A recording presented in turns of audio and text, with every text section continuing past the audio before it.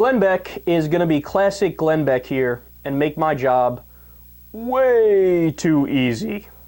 Yeah, I mean, I think there's a lot of stores now that are catering to people who don't want to eat those foods, and I think that's the proper way to handle it. I mean, frequent those stores. I mean, this whole organic thing is bullcrap because there's no you can slap organic on anything; it doesn't mean anything. Oh. So the progressives will say, "I know that's why we need regulation."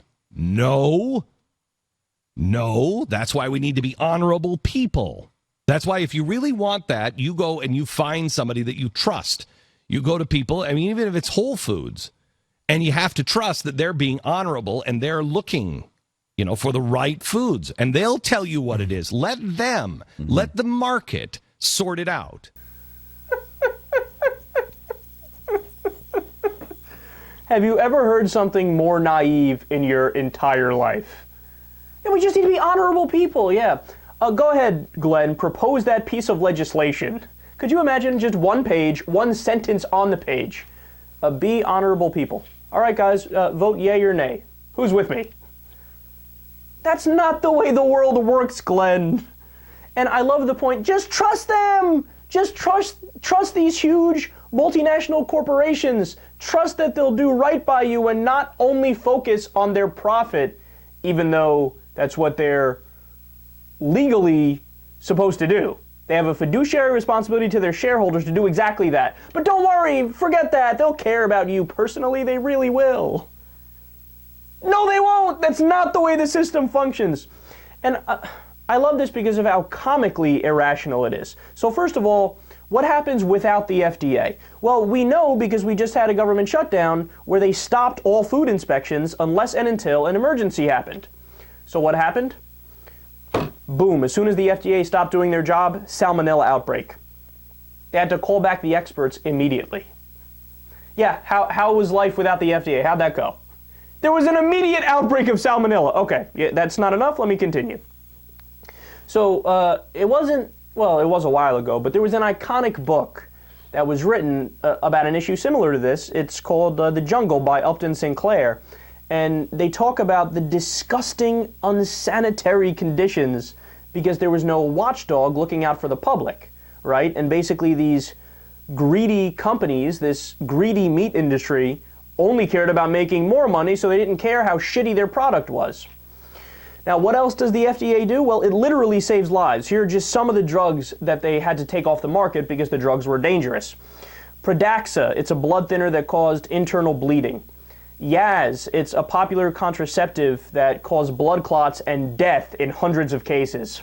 Dexatrim is a weight loss drug that was withdrawn for causing strokes. Propoxylene was withdrawn for causing heart attacks and strokes. And there's a longer list here of a lot of things I can't even pronounce. But you get the picture.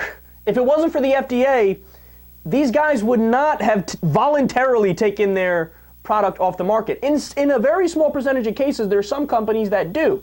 Usually there's a reason why they do that, right, which we isn't disclosed to the public. But in most cases, of course they wouldn't take it off the market because all they would have to do is pretend like the 1% or 3% or 5% of cases had nothing to do with their drug, even if it did have something to do with their drug. And finally, what would the healthcare market look like without the FDA being the watchdog? Well, again, this is something that we know the answer to because there are certain products and certain services that Congress has exempt from FDA approval. And by the way, the reason Congress did that is because they're corrupt. It was their vote was bought on these issues. So what am I talking about? Well, the alternative medicine industry. Have you ever stopped to think, well, wait a second. If something is alternative medicine, if it worked, couldn't they just drop the alternative label and call it medicine? That's the whole point, is that if you actually go through the testing and you can prove that it works, it'll just be considered medicine. So little known secret is that the entire alternative medicine category is bullshit. All of it is. There's, chiropractors get so much praise as being like a back doctor. They're not a back doctor. Read about them. They work on a theory called the subluxation theory. You know what that means? They actually have this crazy idea that all illness stems from the fact that your spine isn't straight. And if you just get your spine straight, everything will be fine, and your Ebola virus and your AIDS and your cancer will be cured. So it's absolute quackery. They're wrong, right? The thing where they put the little needles all over you, acupuncture, that's also bullshit. All the alternative medicine industry is bullshit. And that's what happened. They're selling a snake oil product when they're not, relegated to a watchdog actually determining whether or not what they're doing works. Same thing with the dietary supplement industry. A lot of people don't know this either. That almost all those products, bar a handful, which actually have been tested. So fish oil, omega-3s, that's been tested. Creatine has been tested in older patients. It has, a lot of positive results. But most of the dietary supplements, so the things in Vitamin Shop, all bullshit.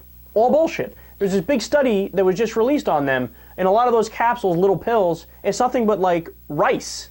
They put rice in there. They tell you, oh yeah, this is this thing that's going to make you, it gets rid of all your, acne, your sweat doesn't smell, and it gets rid of depression and yada yada. All bullshit. None of it's tested. You read it on the bottle. It says not FDA approved or not FDA tested. So that's what the world looks like without a watchdog. Now, is the FDA perfect? No, it's not, because oftentimes they get funded from the industries they're trying to regulate. And the reason they have to do that is because they have a lack of funding from the government, because we've been slashing away at the budget for decades, right? But to have no FDA, you're basically saying, I would like to have a healthcare system that's run by people sprinkling goat blood and selling snake oil.